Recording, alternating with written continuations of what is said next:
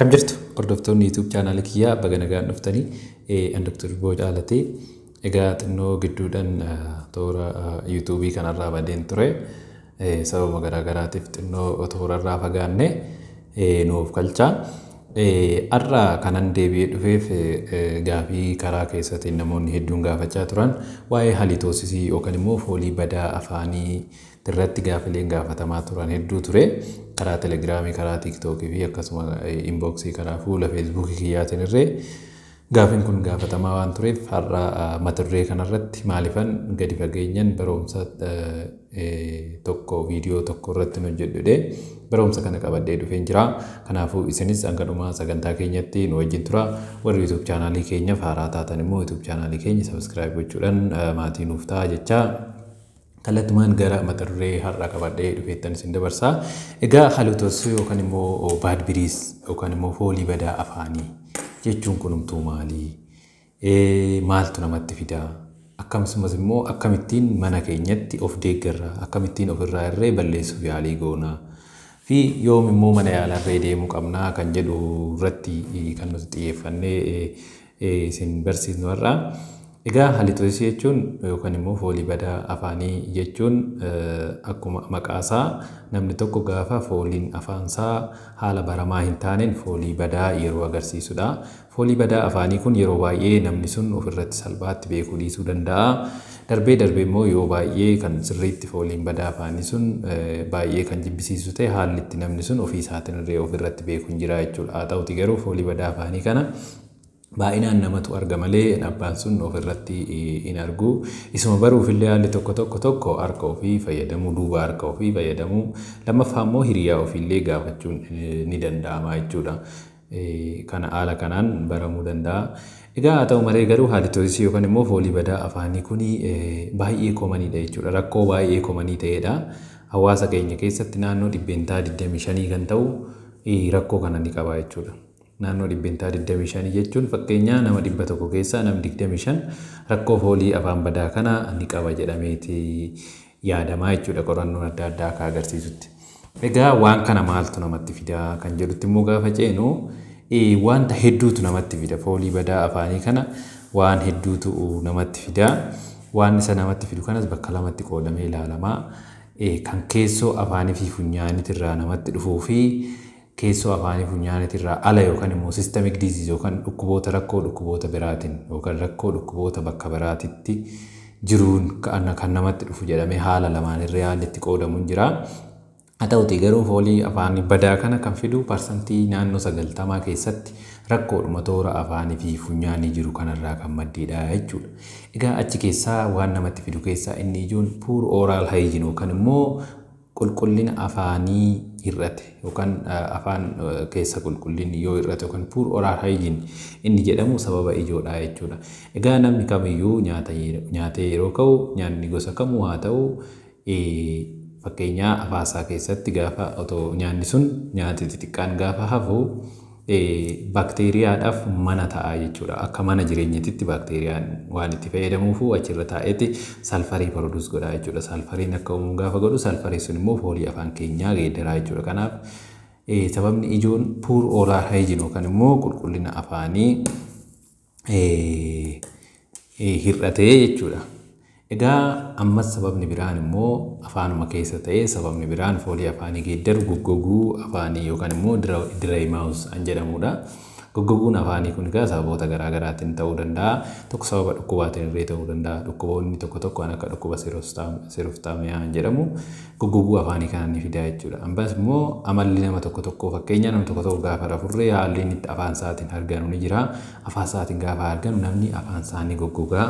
Goggoguun afaanii kun immoo fooliin afaanii badaan akka jiraatu ni godha jechuudha. Qorichoonni tokko irree qorichi afaan namaa gogsanii jiru isaanillee akka fooliin afaanii jijjiiramu ni godhu jechuudha. Egaa goggoguun afaanii maaliif foolii badaa fida kan jedhuufi noormaalii gororri yookaan salaayivaan qulqullina afaan keenyaa eeguu keessatti gahee guddaa taphata.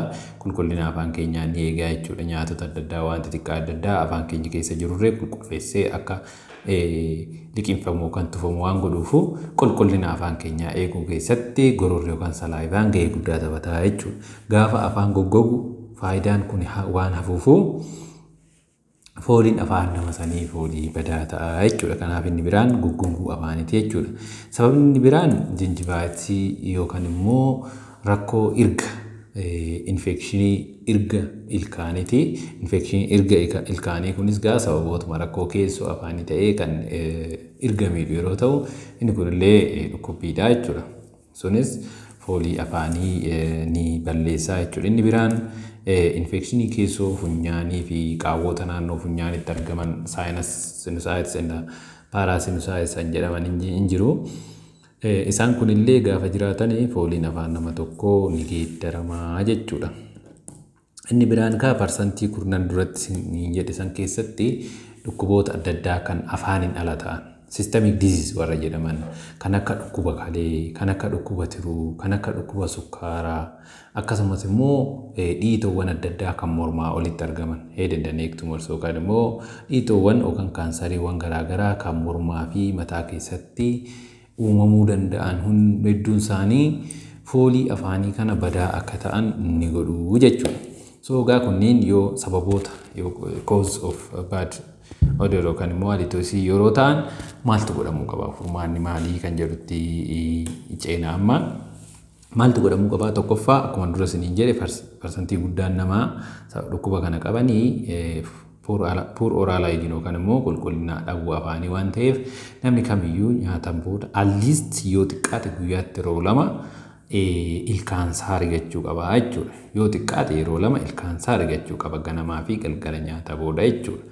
Asirratti wanti yeroo hundaa hubatamuu qabu yeroo baay'ee namni ilkaan arga malee bakka biraa baay'ee xiyyeeffannoo ittiin kennu garuu arrabni gubbaan arrabaarree rigamuu qaba jechuudha. Gubbaan arrabaa sun waan ittiin qulqullaa'uun qaba inni baay'ee biyya keenyatti hin argamu garuu duuba rigaa ilkaaniituma sanillee fayyadamuudhaan yookaan immoo qubaanillee fayyadamuudhaan gubbaa ilkaan keenyaa dhigneetoo sirriitti qulqulleessuu barbaachisaa jechuudha ilkaan argachuu irratti dabalataan. Sababni isaas arraba keenya gubbaarree nyaanni adda addaa taa'ee achirratti waan kanaaf saaxiluu waan danda'uuf jechuudha. Kanaaf inni ijoon qulqullina afaanitii fi arraba keenyaa eeggachuudha. Inni biraan ilkaan gidduudha irree nyaata adda addaa yeroo tokko ilkaan gidduu ilkaanitti hafuu waan danda'uuf ilkaan gidduudha irree nyaanni adda addaa kun xinnaarree haa ta'u bahuu mirkaneessuu barbaachisaa jechuudha. Kanaaf inni tokkoffaan oral hygiene yookaan immoo qulqullina afaanii eeggachuudha jechuudha. Inni biraan bishaan gahaa dhuguu. Bishaan gahaa dhuguun illee waan kanaaf akka falaatitti ilaalamaa. Akkuma dura isiniin jedhe goggoguun afaaniitillee even waan kanaaf waan nama saaxiluufu bishaan gahaa dhuguun kallattiidhaanis alkallattiidhaanis foolii afaanii badaa kana akka fooyya'u ni godha jechuudha. Inni biraan alkoolii fi tamboo xuuxuu dhiisuudha. Inni kunillee duratti isinitti himne alkoolii tamboo xuuxuu maal kun foolii afaanii ni geeddara. Kanaaf namoonni waan san godhan alkoolii fi tamboo xuuxuu kana yoo dhiisan fooliin afaan isaanii deebi'ee tirree inni fooyya'aa jechuudha. Inni biraan riisarcheroonni garaagaraa jedhanii cuunfaan loomiitillee ni fayyadaa jedhu. Cuunfaan loomii namni tokko loomii ganama loomii walakkaashii cuunfee yoo afaansaa lulluuqqate foolii afaanii kana yeroo ni fooyyessaa jedhu. Kan biraallee akkasuma burtukaanillee fooliin cuunfaan burtukaanaallee nyaachuudhaanis ta'uu danda'a. Usually cuunfaa isaasan afaan keessa lulluuqqatanii gaafa tufan naannoo sakandii 30 haga daqiiqaa tokko afaan keessa tursiisanii gaafa tufanii foolii afaanii kana atleast fooyyessuu danda'a waan jedhuun jira. Kunniin ragaa riisarchiiti. Inni biraan nyaatota akka aannanii fi sanyiin aannaniitirree baakteeriyaa laaktoobaasilas jedhaman waan of keessaa qabanii fi foolii gaarii kenna. Baakteeriyaa laaktoobaasilas kun baakteeriyaa foolii gaarii afaan keenyaaf kennu jedhamee waan yaadamuu fi nyaanni akka ispeeshaalii itittuun fi aannan fayyadamuudhuma isaatii isa lulluqqachuu maal osoo hin taane fayyadamuudhumti isaa usually keessattuu ganama isa fayyadamuun hanga tokko foolii afaanii badaa ni fooyyessa jedhamee amanamaa jechuudha. Egaa inni biraan akkuma dura isiniin jedhe dhukkuboota adda addaa kan ilkaaniiti. dhukkuboonni ilkaanii hedduun isaanii dhukkubni ilkaanii madaan afaan keechaa ilkaan qofforamuun tootaalii overall dhukkuboonni ilkaanii waan kana waan fidaniif isaaniif illee yaala fudhachuudha jechuudha.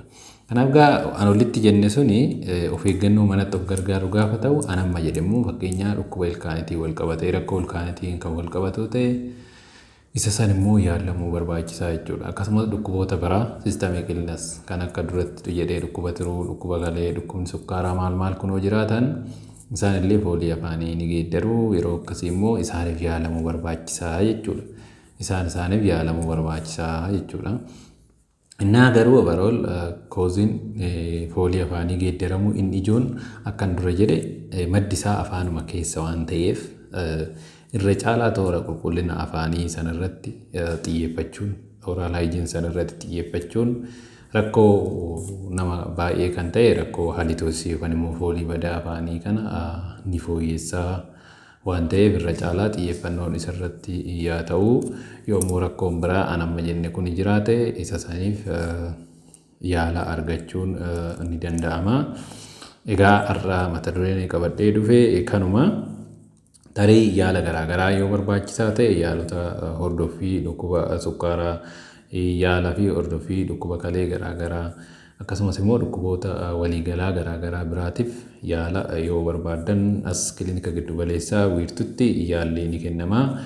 Tajaajila sa'aatii 24 hakimoota ogummaa garaagaraa qabaniin ni kennama. Yoo barbaachisaa ta'e dhuftanii asitti hordoffii nu biratti godhu akkasumas immoo yaala argachuu ni dandeessu. Teessoon kilinika keenyaa as magaalaa Sabbataa naannoo dhaaba taaksii duubatti argamna. Achitti dhuftanii gorsa fayyaa garaagaraatii fi yaala fayyaa garaagaraa illee dabalataan argachuu dandeessu. Har'aaf mata dureen qabadhee dhufe isuma kana tarii barnoota biraa akka hubannoodhaaf yookaan immoo gaaffii biraallee yoo qabaattan kommentii jalatti nu barreessaa. Viidiyoo keenya yoo jaallattan immoo laayik gochuudhaan haamilee nutti toraa jechuun barbaada. Fayyaa ta'aa, horaa bulaa deebanaa.